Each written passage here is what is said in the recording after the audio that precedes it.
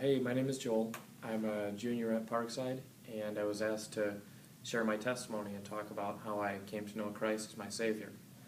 I had grown up in a Christian family and had grown up going to church all my life. I accepted Jesus probably at about 4 or 5 years old when I prayed to receive Him. But as I continued to grow up, I just never really felt like my faith was real, and it troubled me.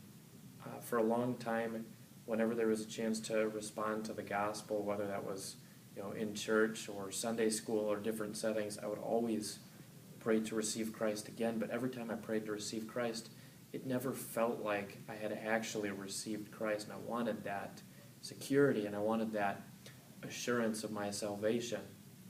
When I was in middle school, I felt especially strongly that I needed this because I continued to become aware of my sin. And I knew that my sin wasn't okay.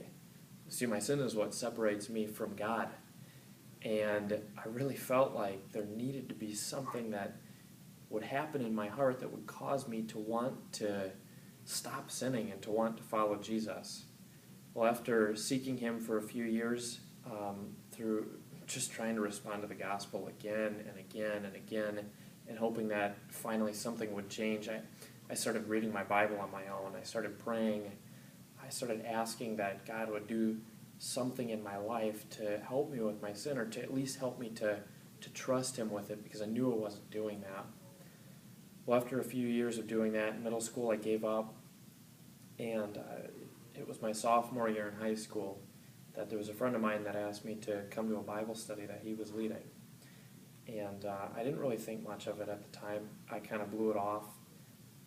It was a student-led Bible study, and I just assumed, well, nothing's going to get done at a student-led Bible study. Like, there's no way we're going to be doing anything serious there. And so I talked myself out of it for a long time, but eventually he kept putting the pressure on, and I went after about a month or so of him asking me to go.